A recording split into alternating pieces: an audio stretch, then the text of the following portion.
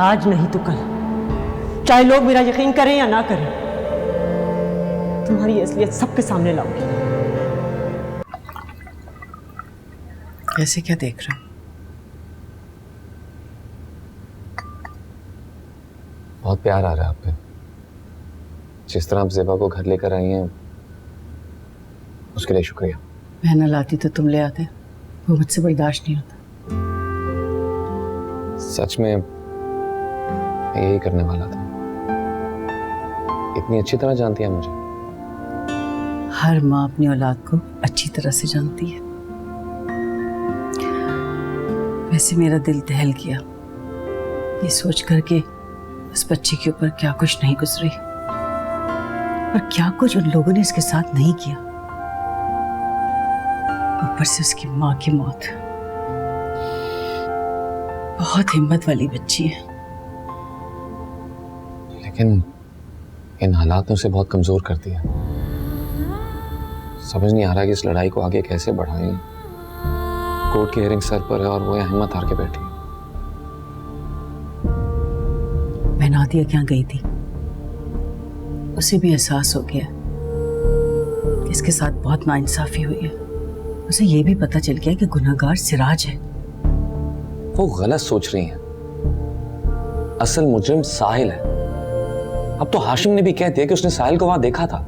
साहिल कैसे हो सकता है बेटा? आप साहिल को बच्चा ना समझे। कोई और नहीं है, साहिल है। लेकिन बेटा नादिया तो कह रही थी कि गलत कह रही है। आपको मुझ पे यकीन है सब आंटी? बेटा तुम पे बिल्कुल यकीन है मुझे। तो फिर अच्छा छोड़ इन बातों को, बैठो नाश्ता करो।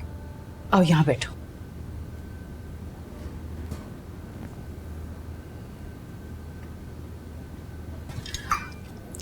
शुरू करो बेटा।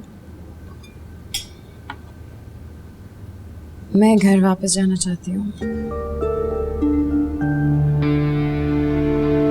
नहीं ज़ेबा, तुम वहां वापस नहीं जाओगी। क्या बात हो गई बेटा, तुम हमसे नाराज हो? नहीं सब आंटी, ऐसी बात नहीं है।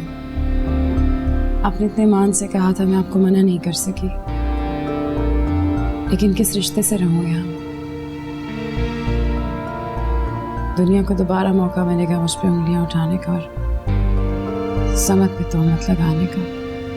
इसलिए मैं किसी की मुश्किलात बढ़ाना नहीं चाहती, किसी पर बोझ नहीं बनना चाहती और अपनी जिंदगी खुद आगे बढ़ाना चाहती हूँ। अगर ज़ेबा प्लीज समझ, मुझे मत रोकिए। आपने मेरे लिए बहुत कुछ किया है, अब मुझे ये जंग खुद लड़नी है। ठीक है, अगर तुम जाना चाहती हो तो चली जाओ, लेकिन मैं तुम्हारा साथ कभी नहीं छोड़ूंगा। सब आंटी, आपका बहुत शुक्रिया कि आपने मुझे अपने घर में रखा। मैं खुदा से दुआ करती हूँ कि हर माँ को समझ जैसा बेटा मिले, हर गर्ज से दूर, हर लालच से पाक, जो हर इंसान को एक नज़र से देखता है और औरत की इज्जत करता है। आप बहुत खुशकिस्मत हैं कि समद आपका बेटा है, और समद आप भी बहुत खुशकिस्मत हैं कि आपकी माँ सबा आंटी। ये यकीनन आपकी नीयत और तरबियत ही है। बाकी मेरी वजह से आपको जो परेशानियां उठानी पड़ी उसके लिए मैं आपसे माफी मांगती हूँ। चलो नाश्ता करो।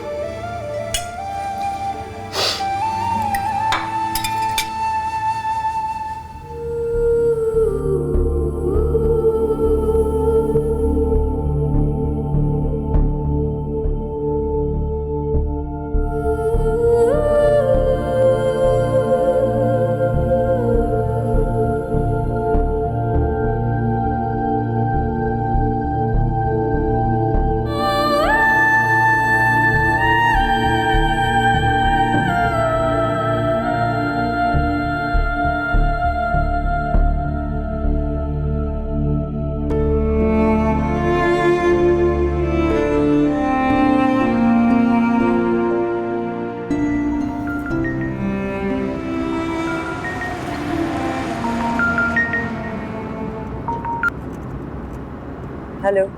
हेलो। हाँ, कैसी तबीयत है तुम्हारी? ठीक है। कहीं बाहर निकली भी हो? हाँ। देखो, मैं जानता हूं जो तुम्हारे जहन में चल रहा है, लेकिन प्लीज कोई गलत कदम मत उठाना, क्योंकि तुम वो नहीं जानती जो मैं जानता हूं। नहीं सिराज, जो मैं जानती हूँ वो तुम नहीं जानते। क्या मतलब? आज जरा जल्दी घर आ जाना, सब बताती हूँ। बाय।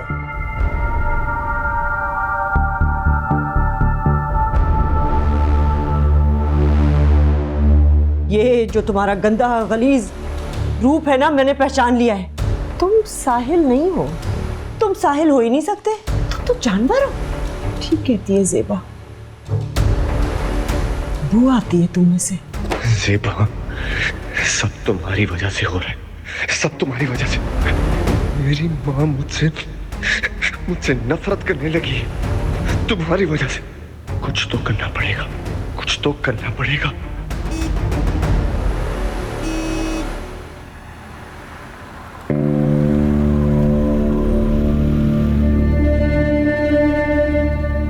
तुमने सारे नोट्स बना लिए थे ना ठीक से? क्योंकि मुझे तो